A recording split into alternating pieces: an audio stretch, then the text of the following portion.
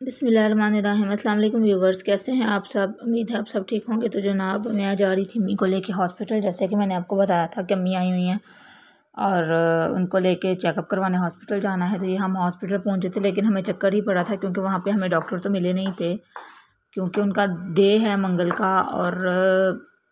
का और जुमे का, उसके अलावा उनका कोई दिन नहीं है। तो फिर हमें चक्कर ही पड़ गया था बस आने जाने में, जो आना और जाना लगा था बस वही था। फिर हम वहाँ पे बैठ के थोड़ी देर डॉक्टर का वेट करते रहे थे, लेकिन ये हुआ था कि वेट करने का भी कोई फ़ायदा नहीं हुआ था। उन्होंने बोल दिया था कि आप इधर बैठ के वेट करते रहे, डॉक्टर ऑपरेशन थिएटर में आए तो डॉक्टर साहब आपको मंगल को या जुमे को ही मिलेंगे। फिर हमने सोचा कि क्या फ़ायदा, मतलब इधर बैठ के वेट करने का, तो बेहतर यही है कि घर वापस ही आ जाएं।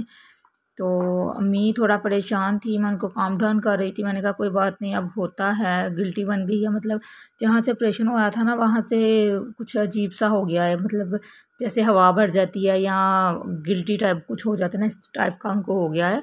तो वो थोड़ी इस चीज़ को लेके ना परेशान है। तो मैंने उनको बोला था, मैंने कहा कोई बात नहीं, जहाँ पे इतनी मुसीबतें टल गई हैं ये भी इंशाल्लाह टल ही जाएगी।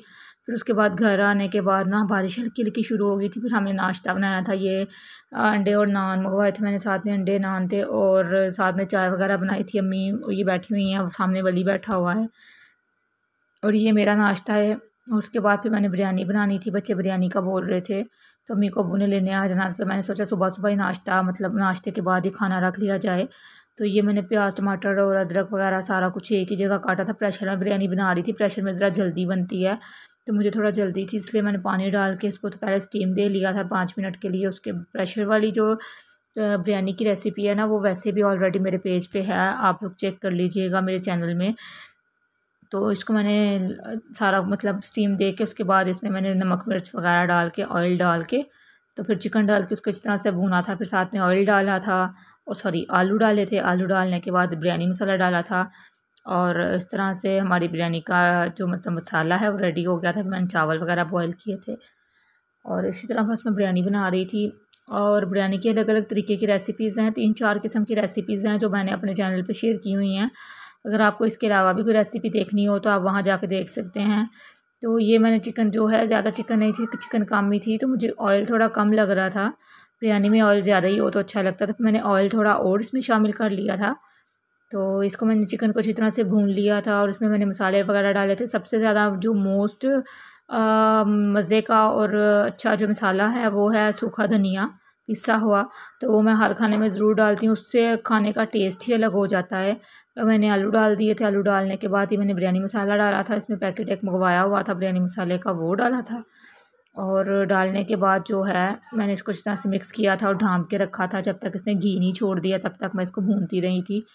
और फिर अंडे बॉयल किए थे मैंने 4, उनको दरम्यान में से काट लिया था, काट के छोटे छोटे पीस करने थे, इसलिए 4 ही बॉयल किए थे, 4 के 8 बना लिए थे मैंने काट के।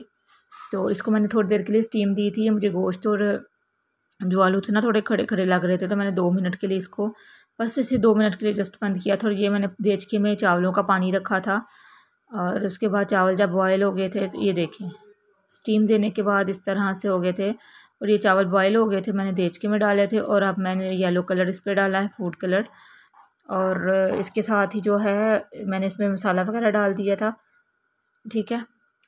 और मेरी बिरयानी हो गई थी रेडी। तहमा वगैरह लगा के 10 मिनट का मैंने दम दे लिया था, ऊपर अंडे वगैरह डाल के, प्याज डाल के, कच्चा प्याज इसके ऊपर मैं डालती हूँ दम में, ये बड़ा अच्छा लगता है, मुझे बड़ा मज़ा आता है कच्चे प्याज का। तो इसके साथ ही मैं अपने व्लॉग का एंड करूँगी, ठीक है। दुआ में याद रखिएगा, अपना ख्याल रखिएगा। इंशाल्लाह नेक्स्ट व्लॉग में मिलेंगे हम आपसे। तो उम्मीद है आपको मेरी ये मतलब बिरयानी रेसिपी और थोड़ा सा छोटा सा व्लॉग आपको पसंद आया होगा। तो इंशाल्लाह कल मिलेंगे, अपना ख्याल रखिएगा, दुआ में याद रखिएगा। और नेक्स्ट आयत ने कोई पुरानी सी आयत की मुझे एक वीडियो मिली थी, वो मैंने अपलोड की है इसके साथ ही व्लॉग में, वो आप ज़रूर चेक कीजिएगा। तो आपसे मिलेंगे बाद में, अब हम बिरयानी खाएँगे इंशाल्लाह। तो ओके, अल्लाह हाफ़िज़।